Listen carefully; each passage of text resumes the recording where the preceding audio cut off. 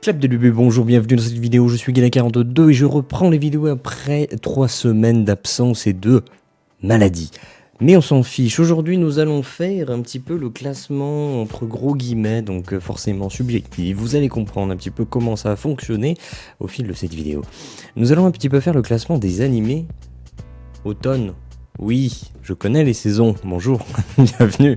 On va faire le classement un petit peu des animés qui sont sortis durant la saison passée, la saison d'automne. Et pour ce faire, nous allons procéder d'une certaine façon, d'une certaine manière, vous allez comprendre. Une chose déjà, en premier lieu, chose importante, tout ce qui va être chef-d'œuvre. Je n'en parle pas, je ne regarde pas un animé sous le prisme de lecture d'un chef-d'œuvre. Pareil pour les films ou quoi que ce soit d'autre, pour moi les chefs-d'œuvre je m'en fous, qu'ils s'en soient ou pas je m'en fous. Et je ne m'occupe pas non plus des œuvres d'auteur ou d'avoir une vision d'œuvre d'auteur. Ça m'intéresse pas. Voilà, ça m'intéresse pas. Il y en a qui sont très penchés là-dessus, voilà, qui vont chercher uniquement ça. C'est pas mon cas, tout ça je m'en fous. Là ici, ce dont on va parler, c'est des œuvres. Des œuvres de divertissement et des produits de divertissement. Vous allez comprendre. En tout cas, ce qu'on va faire, avant de passer au sommaire, il faut savoir une chose, c'est que nous allons parler uniquement d'animés qui ont débuté en automne. Voilà, donc je ne parlerai pas par exemple de Fire Force, voilà, gros animé, je ne parlerai pas de Fire Force parce qu'il n'a pas débuté en automne. Voilà. Donc sur ce, le petit sommaire. Au sommaire, nous allons avoir d'abord pour commencer, pour introduire cette vidéo, le système de notation qui sera lui aussi introduit. Nous aurons ensuite un classement des produits de divertissement, puis un classement des œuvres et pour finir, un classement par notes que l'on comparera aux notes du site MyAnimeList. Et avant de nous quitter, la section Les oubliés. Donc tout de suite, nous allons entrer dans la première partie de cette vidéo, nous allons parler un petit peu du système de notation. Alors, il est personnel ce système de notation, je ne vais pas m'étaler dessus. En gros, ce que je fais, c'est que je prends un animé, pour le noter, je me dis, est-ce que c'est une œuvre, est-ce que c'est un produit de divertissement? Déjà ça, c'est la première étape. Alors c'est la première étape, mais c'est ce qui est le plus compliqué à expliquer. On va dire, alors je vais lire un petit truc que j'avais noté. Voilà, vous comprendrez, les constructions de phrases n'est pas très bonne, mais je m'en fiche, l'important c'était d'avoir l'idée. Au niveau du scénario, de ce que tu as regardé, généralement, tu auras un contexte scénaristique. Donc j'ai pris l'exemple My Hero Academia, c'est le héros numéro 1 qui passe le flambeau, donc c'est juste un contexte. Et tu as des prétextes scénaristiques, par exemple aller du point A au point B. Ça, les joueurs, les gamers connaissent bien. Ça c'est un prétexte. Voilà, ou justement aller sauver machin. Donc aller du point A au point B. Voilà. Et donc ça c'est du prétexte. Pour avoir un scénario qu'on peut appeler une œuvre, il faut que tu aies un propos et qui ait du sens. Il ne faut pas que ce soit juste un prétexte. Il ne faut pas juste dire oh là l'amitié c'est bien. Là c'est pas un propos. Il faut qu'il soit un propos. Il faut qu'il y ait thèse, antithèse, synthèse. Non mais c'est grossier ce que je dis, mais globalement c'est un petit peu l'idée. Donc il faut que tu aies un propos, que tu aies un univers et des personnages qui soient complexes et qui complexifient par leur présence le prétexte scénaristique. Et c'est là que ça va devenir une œuvre. C'est parce que la complexité sera apportée par l'univers, les personnages qui tourneront autour de ce prétexte scénaristique qui vont le transformer en véritable œuvre. Donc par exemple, tu peux aller du point A au point B, ça va être complexifié par la richesse de l'univers, la complexité des personnages, cela créant diverses sous-intrigues, étant des prétextes scénaristiques ou plus, ça dépend. Et en gros, tout ça, ça se passe avec une absence d'incohérence. Tout est cohérent. Voilà, tout est cohérent et tout tend à appuyer un propos. Voilà. Et tout a du sens. Voilà. A contrario, c'est le moment un peu pompeux, mais après ça ira mieux. A contrario, vous avez le scénario d'un produit de divertissement. Alors là, tu peux avoir un propos, mais en vérité, le propos, ça va être quoi? Ça va être à la Fairy Tail, ça va être l'amitié. Voilà. Il faut être tous copains. Bon, à ce niveau-là, c'est pas un propos, c'est un prétexte, encore une fois, parce que t'as pas cet aspect thèse, antithèse, synthèse. Je dis ces mots un petit peu violents, je sais, c'est presque politique tout ça, mais pas du tout. Mais voilà, c'est pour que vous compreniez, vous ayez une idée un petit peu de ce que je veux dire par là. Euh, il suffit pas juste de dire hey, j'ai un propos pour en avoir un. C'est ça qui est compliqué. Bref, tu peux avoir ensuite, pour un produit de divertissement, l'univers, les personnages qui soient basiques. Tu cherches pas la complexité. Tu cherches à être basique, à être iconique. Il faut que quand tu le regardes, t'aies pas besoin de réfléchir à qui est qui, pourquoi, qu'est-ce qui fait quoi, où on est où, pour comment ça marche. Non, faut que ce soit clair, limpide, faut que ce soit dynamique, faut que tu comprennes tout de suite en un coup d'œil. Voilà, faut que ça aille vite, faut que ce soit basique. Donc par exemple, le scénario aller d'un point A à un point B, le trajet est raconté et rallongé avec la création de diverses sous-intrigues étant des prétextes scénaristiques. Il n'y a rien qui est complexifié dans tout ça. Il y a juste, voilà, tu as ta quête de base et elle est rallongée parce que tu as des sous-intrigues qui sont rajoutées. Il peut y avoir de la présence d'incohérences dans l'univers. Voilà, tout simplement. Tu peux te dire, ouais, mais là, c'est pas cohérent. Par exemple, Fairy Tail, chaque épisode apporte son lot d'incohérences.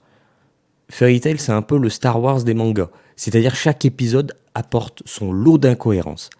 Mais c'est pas grave, parce que tu es sur un produit de divertissement, c'est pas ce qui est important. Ce qui est important, c'est ce qui est raconté, c'est d'avoir l'aspect très iconique, très dynamique, très... Voilà, juste tu te prends pas la tête. Donc voilà, ça c'est comme ça que je différencie les deux. Alors comment est-ce que je note? Donc je pars de 10, je prends l'animé, je lui dis, t'as 10 sur 10. Je sais, aujourd'hui la vidéo est un peu longue, pourquoi? C'est parce que je présente ce système de notation, mais j'aurais pu à le représenter, je redirigerai sur cette vidéo, c'est pour ça que ça prend un peu plus de temps. Je prends l'animé, je dis, ok, toi par exemple, t'es une œuvre, voilà, t'es une œuvre de divertissement, donc je te note en tant qu'œuvre, donc tu pars avec un 10 sur 10. Déjà de base, il a 10 sur 10. Ce qui se passe, c'est que au fil du temps, je vais prendre des points. Il y aura 3 points qui sont communs pour les œuvres et les produits de divertissement, et ensuite il y aura 3 points qui seront spécifiques au fait que ce soit une œuvre ou un produit. Pour les points communs, ça va être la direction artistique. Premier point, donc la direction artistique, important pour tout animé qui se respecte. Le deuxième point, ça va être la qualité de l'animation et des dessins. Ça forcément, un truc qui est dégueulasse visuellement, il aura beau avoir toutes les qualités du monde, c'est un point important. Et le troisième point commun, ça va être la mise en scène et la réalisation, parce que ça peut faire un taf énorme. Ensuite, pour les œuvres de divertissement, nous allons regarder le scénario, la narration et l'univers. Voilà, ça, c'est des choses les plus importantes. Pour un produit de divertissement, là, c'est totalement différent. Nous allons regarder si c'est iconique, j'arrête pas d'en parler, nous allons regarder le rythme, si c'est dynamique, et nous allons regarder sa simplicité, sa clarté. Il faut que ce soit clair, voilà, il faut que ce soit simple. Donc voilà, 3 points très différents entre une œuvre et un produit de divertissement, parce qu'ils n'ont pas le même objectif. Voilà. Vous allez me dire, bon ok, on a ces points-là, on part à 10 sur 10, mais comment est-ce que ça se passe pour que le score diminue? Parce que bon, voilà. Eh bien, il se passe que, en gros, quand quelque chose, j'estime que c'est bien, je regarde l'animé, je me dis, direction artistique, c'est bien. C'est pas transcendant, mais c'est bien. Eh ben, je ne lui retire pas de points. Alors si sur tous ces points spécifiques, il est beau, ça va, c'est bien, et ben l'animé peut avoir un 10 sur 10. Donc on peut voir facilement des 10 sur 10 apparaître. Parce que moi je suis pas partisan de la perfection n'existe pas. Et ben ferme ta gueule, parce que la perfection est dans l'œil de celui qui observe. Voilà. Donc tu peux te mettre toutes les contraintes du monde et voir le monde comme étant quelque chose de dégueulasse. Moi j'ai envie de rêver, ma gueule. Eh ouais, j'ai envie de rêver. Donc si, le 10 sur 10 est possible très largement. Mais vous allez voir que c'est très rare. Bref, donc si j'estime que c'est bien, je retire pas de points. Donc déjà, vous voyez que c'est subjectif, parce que quelqu'un peut trouver que c'est mauvais. Moi, par exemple, je peux trouver qu'une chose est bien, pendant qu'un autre dirait que c'est mauvais. Donc c'est subjectif, forcément. Mais ça, c'est autre chose. C'est mon système de notation à moi. Voilà. Pour qu'il perde un point, il faut que je considère que le point, par exemple la direction artistique, je dirais, c'est quelconque. On l'a déjà vu un sacré paquet de fois. C'est pas non plus très intéressant. Voilà, c'est quelconque. C'est pas mauvais, mais c'est quelconque. Auquel cas, il perdra un point. Et, par contre, si le point spécifique, la direction artistique, par exemple, elle est mauvaise, elle est vraiment mauvaise, je trouve que la direction artistique est mauvaise, là, l'animé perdra 2 points. Et là, ça fait mal. Ça fait très très mal. Parce qu'imaginez, parce que du coup, chaque animé a 6 points différents. S'il y en a 3 qui sont mauvais, ça lui fait moins 6. Donc on a un animé à 4 sur 10. Donc en fait, le score peut rapidement diminuer s'il est mauvais sur des points. Mais d'un autre côté, s'il se contente de juste être bon, tu vois, sans être parfait, sans être transcendant, il peut avoir un 10 sur 10. Donc c'est pour ça que ce système de notation, j'aime beaucoup.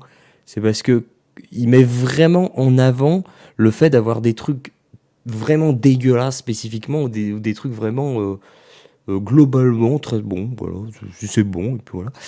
Donc c'est pour ça que j'aime bien ce système de notation et c'est pour ça que je vais l'employer. Donc vous avez maintenant un petit peu l'information de comment fonctionne mon système de notation. Et tout de suite, nous allons passer au classement des produits de divertissement, tout simplement. Donc au niveau du classement des produits de divertissement, alors j'insérerai des petites images sur le côté pour m'aider. Je vais essayer par contre de ne pas m'étaler. On n'est pas là pour parler des animés, on n'est pas là pour les expliquer, faire des reviews ou quoi que ce soit. Non, on est juste là pour les classer. Donc ça peut aller relativement rapidement. Bref, pour commencer notre classement, je vais prendre la première image. Classement des produits de divertissement.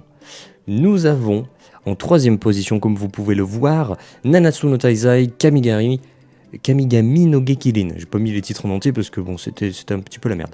Donc on a un produit de divertissement. Ok. Il est en 3e position. Ok. Il faut savoir qu'au niveau de son rythme, donc son rythme, on a dit que c'est un produit de divertissement, donc il faut qu'il soit dynamique. Le dynamisme, c'est quelconque. C'est quelconque. Je ne considère pas qu'il soit bon. C'est un peu mou du genou. Du coup, il devient quelconque. Il perd un point. Ensuite, la clarté et la simplicité. Là aussi, c'est quelconque. Donc, il perd encore un point. Parce que on n'est pas... il essaye de se la jouer un petit peu complexe sur certaines choses. Et le problème, c'est que... Alors, on peut le noter en tant qu'œuvre, mais si je le note en tant qu'œuvre, ça serait une catastrophe. Donc, je le note en tant que produit de divertissement. Et en tant que produit de divertissement, ça manque de clarté. En fait, il essaie de se la jouer complexe, donc c'est ça le problème. Ensuite, au niveau de la qualité de l'animation et des dessins, là, par contre, c'est mauvais, ça perd 2 points. Ça perd 2 points. C'est mauvais, c'est dégueulasse, c'est exécrable. Je sais pas ce qui s'est passé. La première saison, elle était très bien. Et là, plus on avance dans les saisons, plus c'est catastrophique. Et je comprends pas parce que Nanatsu no Taizai c'est une grosse licence, donc c'est mauvais, là ça perd 2 points. Ensuite, un point qui est commun aux deux, c'est la mise en scène et la réalisation qui est quelconque. Je suis pas trop méchant avec ça, je trouve qu'il y a des trucs, il y a des idées. Vous voyez, au niveau de la réal et tout, il y a des idées. Donc on reste sur quelque chose de quelconque, donc ça perd quand même encore un point. Ce qui fait que Nanatsu no Taizai se retrouve avec un 5 sur 10. Allez, c'est pas énorme, 5 sur 10. Par contre, 5 sur 10, je tiens à rappeler que 5 sur 10, pour moi, ça équivaut à un animé qui est moyen. Ok ? C'est un animé qui est moyen. Mais on refera le point, ça, à la fin, vous inquiétez pas. Donc ensuite, nous avons en 2e position Fate Grand Order. Voilà. Fate Grand Order qui est aussi un produit de divertissement du coup on se retrouve face à quelque chose qui au niveau de son aspect iconique, on a quelque chose de quelconque. On a vraiment quelque chose de quelconque. Et c'est dommage parce que la DA elle est bonne, mais tu peux avoir une bonne direction artistique sans être iconique. Voilà. Globalement, il peut y avoir une certaine cohérence visuelle, mais en termes iconiques, c'est quelconque. Il n'y a rien qui me fait dire ça, c'est cet animé. Pas du tout. Donc on est sur quelque chose de quelconque qui perd un point. Au niveau du rythme, de son dynamisme, il est aussi quelconque parce qu'il essaie de se la jouer complexe, et donc du coup ça prend son temps pour expliquer certaines choses qu'on se fiche, on s'en fiche. Voilà. Bref, donc il perd un point là-dessus, et pour sa clarté et sa simplicité, il est mauvais. Il perd 2 points, parce qu'il il essaie de se la jouer complexe. Il essaie vraiment de se dire, regardez, on a un univers super complexe, vous pouvez pas comprendre, on est super intelligent, et du coup, bah là ça perd 2 points. Donc, Fate Grand Order se retrouve avec un 6 sur 10. 6 sur 10 qui, du coup, on va essayer de le dire à chaque fois, qui équivaut à un bon animé. 6 sur 10, ça reste un bon animé. Mais bon, rien de transcendant. Ensuite, pour terminer, en première position, nous avons Kosciusz Hiro. Ouais, il finit premier. Il finit devant Fate Grand Order et Nanatsu no Taizai, et je trouve ça mal. Par contre, effectivement, donc nous allons passer sur ces points. C'est un produit de divertissement, on reste sur les produits de divertissement. Au niveau de son aspect iconique, il perd un point parce qu'il est quelconque. Honnêtement, regardez tous les personnages, il n'y a rien d'iconique, donc on est sur quelque chose de quelconque. Il y a des icônes, mais elles ne brillent pas, donc c'est quelconque, ça perd un point. La direction artistique, elle est quelconque, donc ça perd un point. La qualité d'animation et des dessins, c'est aussi quelconque, donc ça perd un point. Donc il fait tout ce qu'il fait, l'animé, c'est moyen, hein, c'est impressionnant. Et la mise en scène, la réalisation est aussi quelconque, donc il perd un point. Et donc là, vous allez dire, ouais, mais lui, il est encore pire que les deux autres. Non, parce qu'il est juste quelconque. Il n'est pas mauvais, il est quelconque. Donc ça change tout. Et en étant quelconque, Kosciusz Hiro se retrouve avec un 6 sur 10, donc la même note que Fate Grand Order, mais pour moi, il est au-dessus de Fate Grand Order. Voilà, c'est personnel, je le classe au-dessus. Donc voilà, pour moi, c'est le classement des produits de divertissement de cette saison ressemble à ça. J'ai pas tout regardé, bien entendu, c'est pas la question, on s'en fiche. En tout cas, pour moi, au niveau des produits de divertissement, ça va être à ça que ressemble le classement. Si vous voulez quelque chose de dynamique, de frais, pas besoin de se prendre la tête, vous pouvez aller piocher là-dedans. Ensuite, ce que nous allons faire, nous allons passer au classement des œuvres. Alors les œuvres de divertissement, nous allons tout de suite avoir une 3e place du podium qui va être partagée entre 2 animés, entre Sword Art Online Alicization Arc 3, War of Underworld. Je l'ai tellement dit que je crois qu'il est ancré dans ma tête. Et No Guns Life. Je les ai mis au même niveau, vous allez comprendre pourquoi. Donc le premier, Sword Art Online, qui est une œuvre, le problème c'est qu'au niveau scénario, j'ai trouvé ça mauvais. Ah, j'y vais, je suis violent. Vous pouvez avoir trouvé ça bien, c'est pas le souci, hein, c'est pas ce que je souhaite mettre en avant, je suis pas en train de vous imposer le fait que le scénario soit mauvais. C'est que pour moi, j'ai trouvé que le scénario était mauvais. Et vu qu'on est sur une œuvre, le scénario est très important. Et là, le côté épisodique avec des personnages dont on n'a rien à foutre, qui pop comme ça, et qui prennent tout un épisode, pour un début, un milieu, une progression et une fin, mais on s'en fout, enfin, c'est pas possible, tu fais ça dans un produit de divertissement, pas dans une œuvre. Donc le scénario est pour moi mauvais, il perd 2 points, et l'univers, il est quelconque, donc il perd 1 point.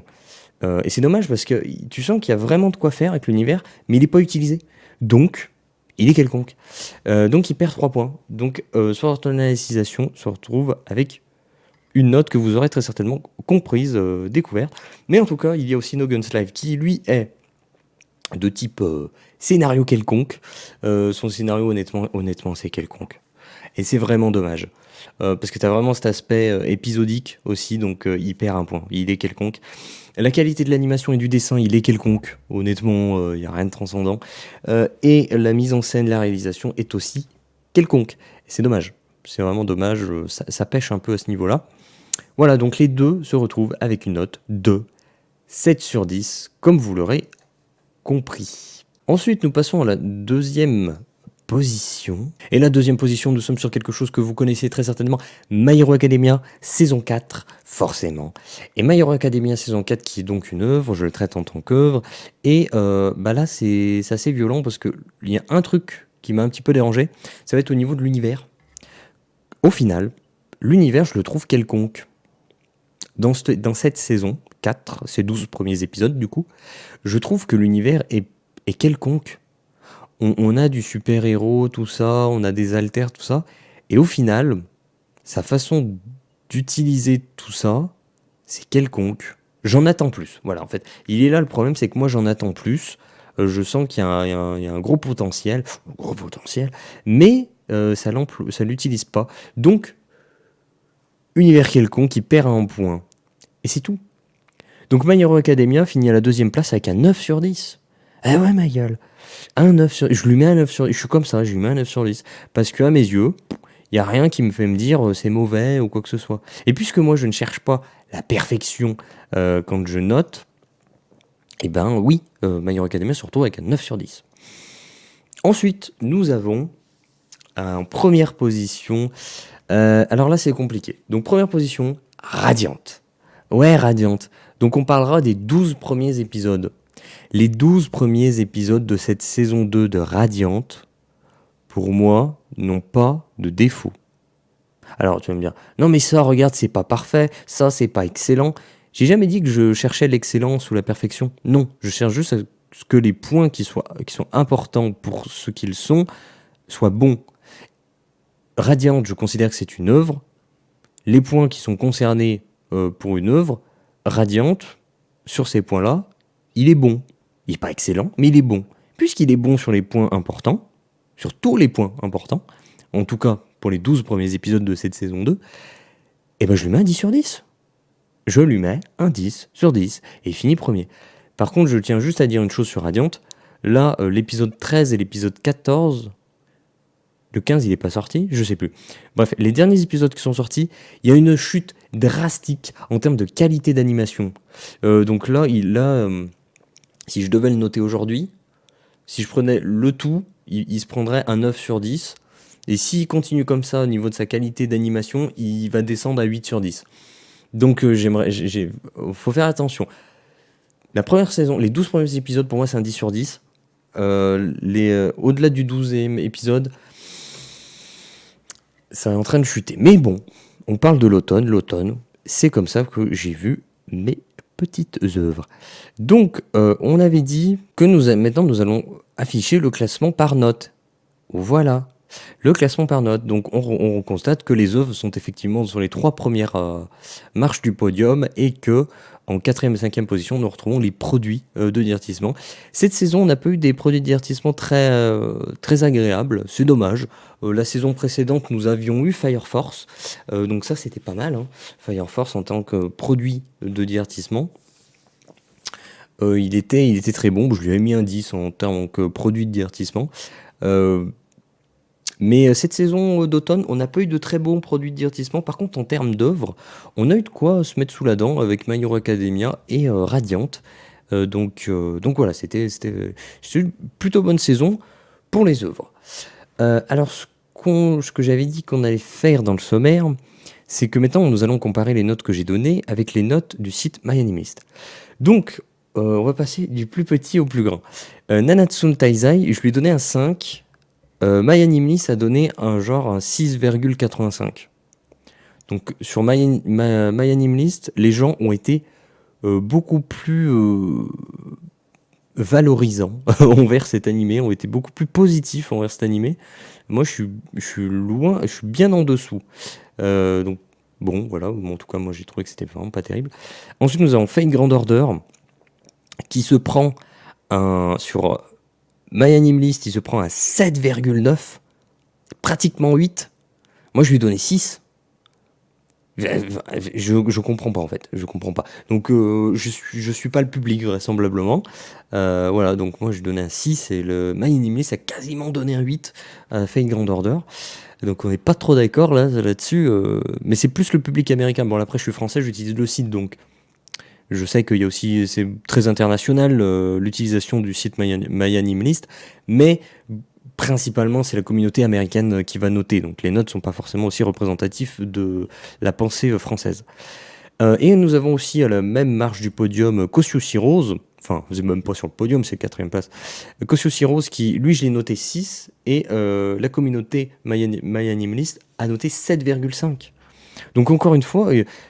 au final, les gens sont beaucoup plus généreux que moi, hein. J'ai l'impression que je suis beaucoup plus gentil avec les animés, et pourtant, je les note moins bien que les autres, que la majorité, que les personnes. Donc bon, pourquoi pas. Ensuite, nous arrivons dans le podium, troisième position, égalité, donc j'ai donné un 7 sur 10 à Sword Art et No Guns Life. Et sur My Anime List, on se retrouve avec, sur Sword Art Online, un 7,89. On est pratiquement sur un 8. On est pratiquement sur un 8. Moi, j'ai donné un 7. Donc au final, on s'entend à peu près. Sur Sword Art, on s'entend à peu près. Au niveau de No Guns Live, je donnais un 7. Ils ont donné un 7,09. Donc ils ont donné un 7.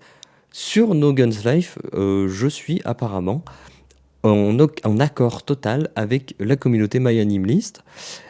Et ensuite, nous passons à la deuxième place du podium avec My Hero Academia. J'ai donné un 9.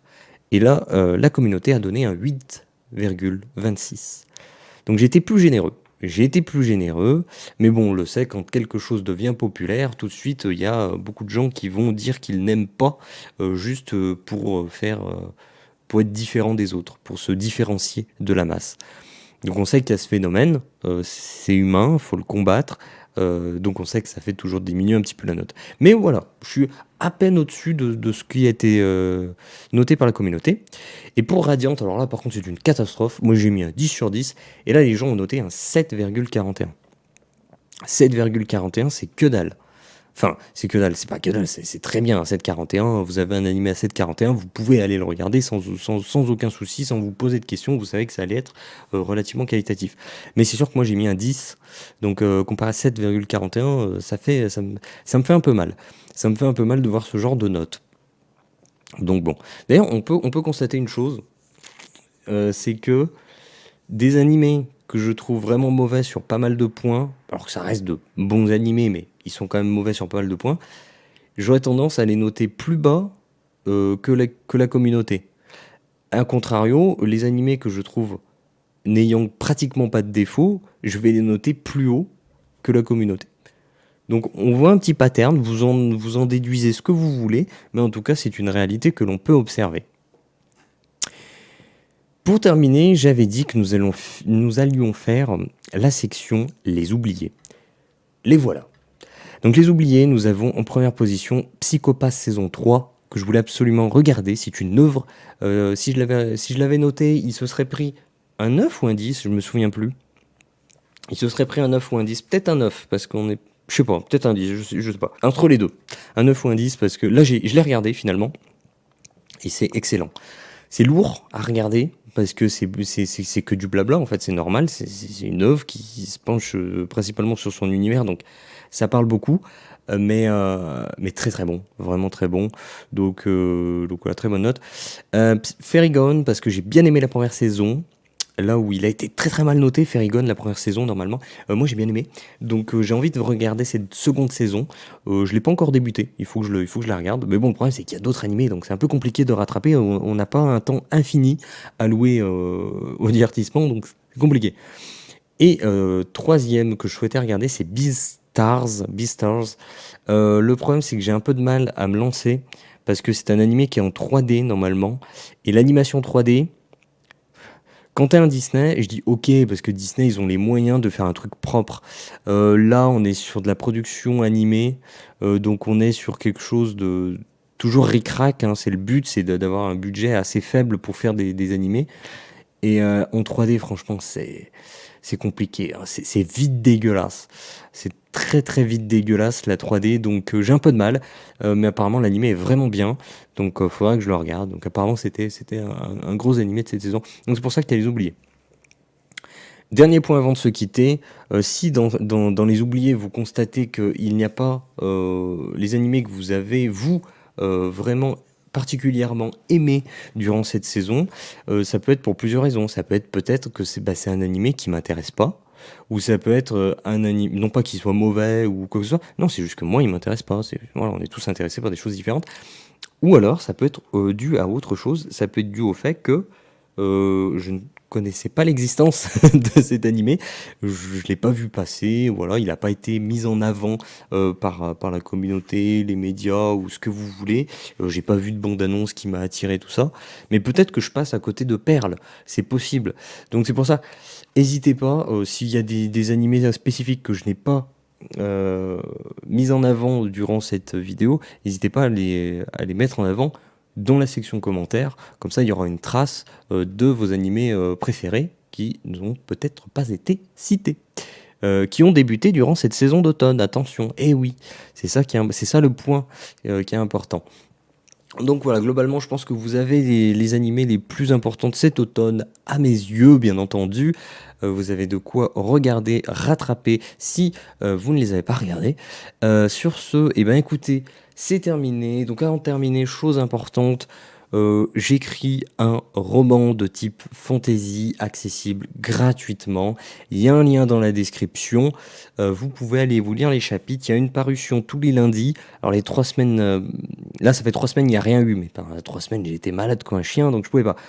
Mais là, il y a la reprise des chapitres, il y a la reprise des parutions ce lundi passé, parce que là j'enregistre lundi, mais je sais pas quand est-ce que cette vidéo sortira.